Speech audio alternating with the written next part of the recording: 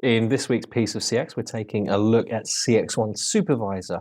Now, what we're doing here is taking a look at CXone Supervisor as is, out of the box, without any Copilot functionality turned on just yet, because actually, straight away, CXone Supervisor gives us a lot of utility to manage our agents. So we call CXone Supervisor a one-stop shop so that you can do everything you need to manage your agents. And I'm here in the focused view. My paradigm at the moment is my agents. I can see I've got 13 available, 4 working, a few logged out. I can also flip across to skills and see what's out of SLA, what's in SLA, what's queuing, and also individual contacts. For each of these, I've got the ability to apply filters. So if I go back to my agents, for example, I can see that I've got 3 different teams selected. I could select more if I wanted to, and I can apply 12 different filters and 3 different toggles. So a huge amount of utility. Now you'll see the thing at the top there, it says it's limited to 500 agents for optimal performance. There is another view called Overall View, which focuses on the same style as the previous supervisor. It gives you more than 500 agents, but realistically, it doesn't give you this level of utility. So if I cancel out of this, I can click on an individual agent. I'm going to click on one of these that are in use at the moment, and we can see what they're working on, what contacts they are working on as well. In terms of activity, I can view my activity log, see this over a 24-hour period or even longer if I wish, and I can even click into individual interactions here and bring up that interaction into the CXone player to review in further detail, like so. Other things I can do, if I wanted to here, I can have a look at their settings. I can add them to various different skills. We can see here they've got 6 skills. I could change proficiencies, or I could look for unassigned skills and add 121 of them, just like that. I'm not going to do that. That doesn't feel like a good idea. Or I can add individual ones on a one-by-one basis here as well. We can see the contacts that they're handling, what capacity they've got, whether they've got anything different there, and their schedule if one is there. Now, one of the big things is the ability to monitor calls and monitor what's going on with agents. If I have a look here, I have a call that's ongoing. If I click on it, I can click on monitor voice, and that is just going to connect me up there. And typically, as I was providing that connection, we have disconnected the call. But you can see actually here, I'm waiting for the next contact using continuous monitoring. So another thing you can do with CXone Supervisor is continually monitor an agent if you need to, and this can include screen recording if you are licensed and it's installed. So we'll go back to that list. We will wait for a voice call to come in. We'll catch one in a bit. Although we can also click on one of our chats and monitor screen here and potentially see the chat. Don't think that's going to come through. I think that's the wrong generation of chat to be demonstrated here. But one feature whilst this loads is we can also evaluate on the fly.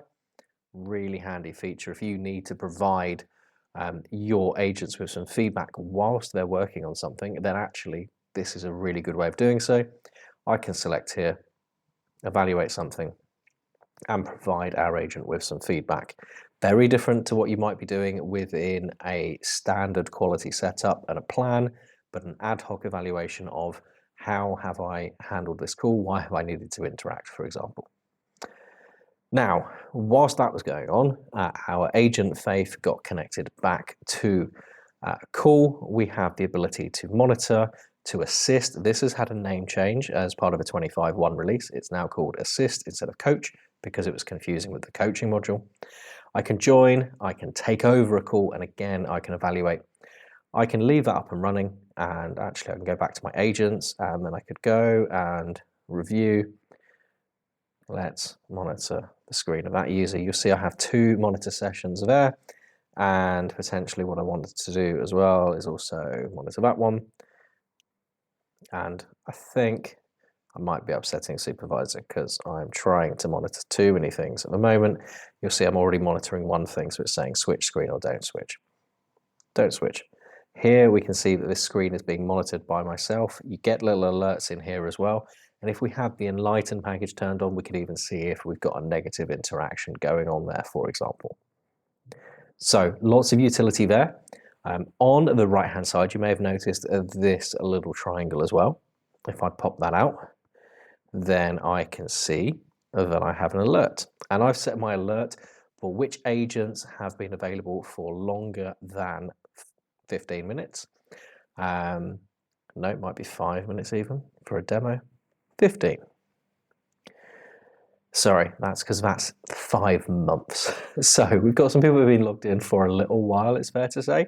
Now what I can do here though is I can understand what's going on with our activity, and I can go and make that person unavailable. So if I have a look at these agents that have been logged in for a high amount of time, so let's go to Ranbir and we can change that state, and we can log out if we have the permission to do so, which we do not have by the looks of it. So I'm going to put them into a break state.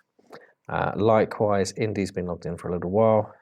We'll change that state to a break, and it just moves people around. I clearly don't have a role of permission to do so here because it's not allowing me to. Other things to note, if I just get rid of my alerts, you can do that across any state. So you could have it where if someone's working for more than 10 minutes, say your average handle time is 5 minutes, then calls over 10 minutes, you probably want to know about. People will also use it for behavior-based monitoring, so things such as if you've been on lunch or break or coaching for longer than expected. So very useful alerts. They stay within the application. You can have the option to have an audible alert though. And then on the left-hand side, away from our dynamic panel on the right, on the left, we have our applications. So what we mean by Supervisor being a one-stop shop is you can move around CXone really easily using all of these various different tools that you would anticipate using as a team leader or supervisor. So tasks, they're my quality view, performance monitoring are my quality plans, dashboards, reporting, and interaction search. So I can go to any of these. I could go up to the waffle icon. It's fair to say that's very possible, but also I can just run it from here, run my search, and then when I've got the information I need, I can play everything that I want to here, or I can just pop back to live monitoring. So lots of utility here. The other thing you might have noticed is there is an icon up here for Club One. If you haven't checked out the video on Club One, that's also on the YouTube channel. You can click that, and then that is just going to take you to tell you all about the Club One setup. So it will take you straight into Club One. Here we can see I've got some new activities that have been sent to me. So 25.1 is dropping at the moment. So I'm going to take a look at that, earn myself some points, maybe get myself a new toaster, or more likely spend it on some training. We've got lots of things that are being dropped all the time by the team at Nice so that you can understand what's going on. You can go and learn, you can take courses, you can get rewarded for providing feedback to product. It's a brilliant addition to the CXone Supervisor platform. So there you have it, CXone Supervisor, a great way of managing your agents and your teams within CXone.